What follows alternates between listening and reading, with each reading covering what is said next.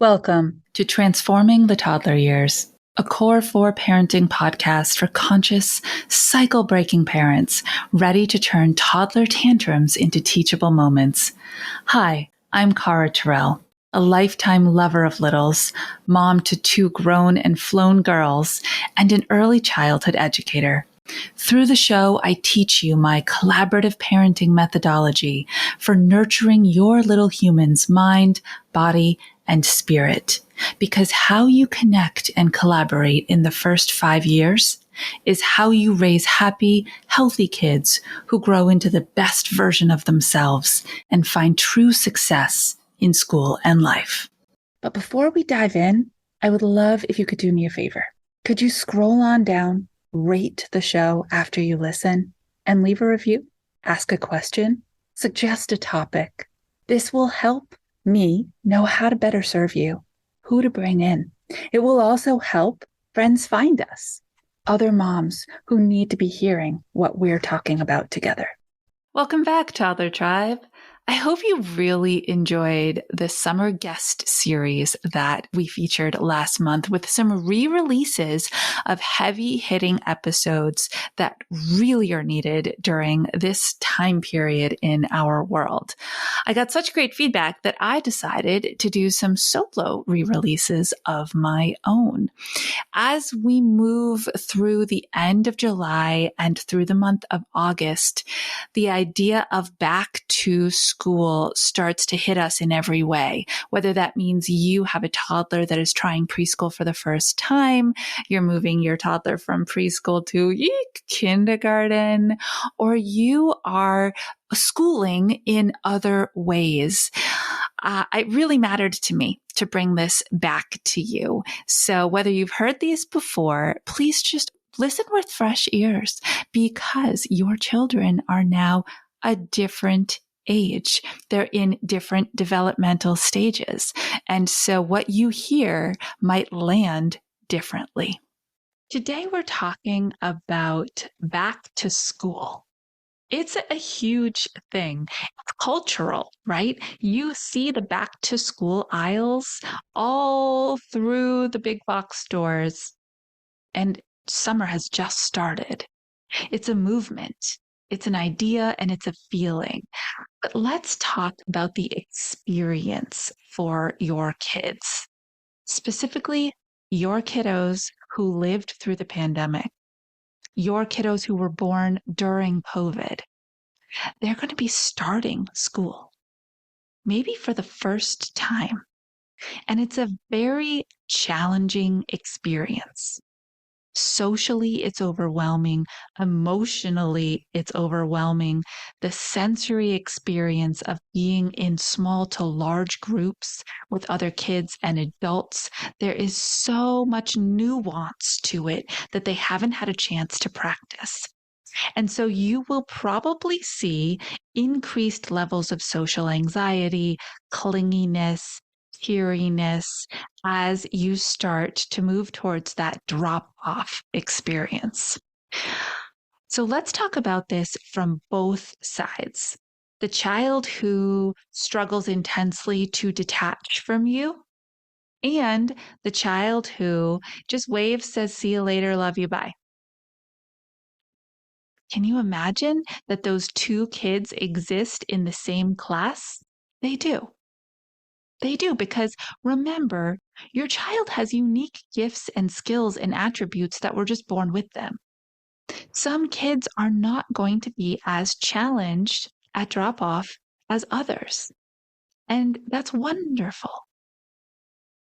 If your child is one who doesn't give you the time of day, runs off to go play and check in and have a great time, it can be really hard as a mom because you feel like, oh, I'm struggling.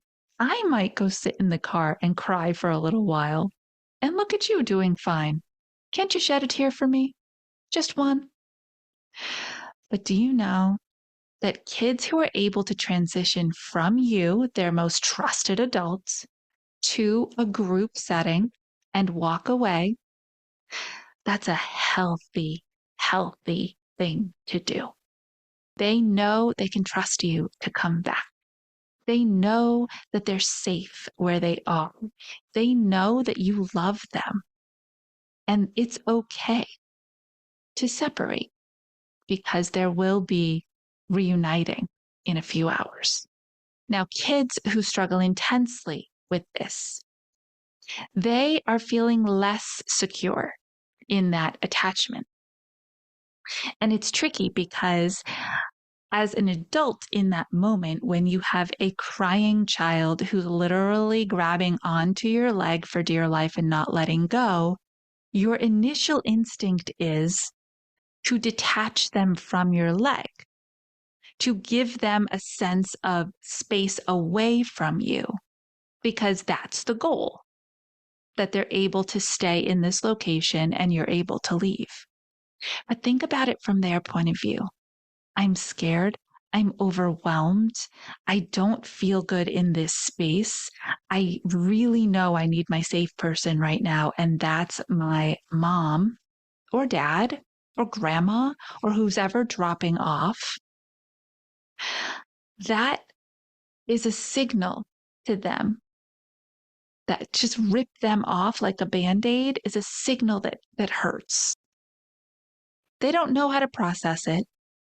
And if you've done it before, it's okay because you really think that's what we need to do. You've got this. You're okay. I'll be back later. See you later. So here's my take on it. There's different relationships in play inside a preschool or a kindergarten. The relationship between you and your child, that's the core. That's their everything. I talk about the core four connectors, that every interaction that you have with them builds increased trust and respect and open communication and this honesty factor. So the core relationship between you and your child is what matters most. And that you are always honoring that the choices that you make and the words that you choose, you're honoring the building and the growing of that relationship. The teacher-child relationship, although would be amazing if we could have all four of those in play at the same time, is a different relationship. They are there to serve a different purpose. It's my job to, when they fill in that blank, it's different than yours. So obviously you've got to go. For your child's sake, they need to make the transition to start the day at school, and potentially for yours to get to work on time. Obviously, you're going to have to leave. But if somebody is going to do the moving of your child's body off of you, it should be the teacher. That was my role. And I can tell you that it's hard. It's really hard to watch this child, right, scream for 30 seconds as I pull him off of you. It's really hard to watch you walk out the door knowing that you're about to melt down too, because it's gut-wrenching when this happens. But here's the other side. It doesn't last that long. Within 30 seconds, within a minute, with the love and attention of a highly qualified, sensitive teacher, telling your child, it's okay to be upset. It's okay that you are going to miss your mom. Dad will always come back for you. We have a great day planned. We can just sit here together for a minute until you're ready. They transition and the smiles come out pretty quickly. It's that acute moment of separation and goodbye that is by far the hardest. A lot of programs now have fantastic apps that allow you to literally see that 4 minutes later, your child is signing in and doing their job and playing with a friend. And that helps a lot. That was not my reality. That was not my reality at all when my kids were that age. We didn't even have smartphones. I just had to trust that they transitioned well. And sometimes I would actually call I would call Miss Leslie, say, hey, everything okay over there? She make that transition? Oh, good. Great. Glad to hear it. Oh, yes. She loves the sand table. So as you start to think about going back to school, prepare yourself for what I call the honeymoon period. It's going to take 2 weeks or more of that drop off being challenging if that is your child's future. And then it will get better every single day after that. Keep your perspective, know your deep why, trust your teacher, ask for visual proof that they're doing okay a few minutes later, have amazing follow-up conversations with them when you get back, and know that you are doing your child such a service by giving them the opportunity of learning inside a small group setting with kids their own age, that you are doing the right thing. Until next time, stay mindful and proactive as we raise school-ready kids who will change the world.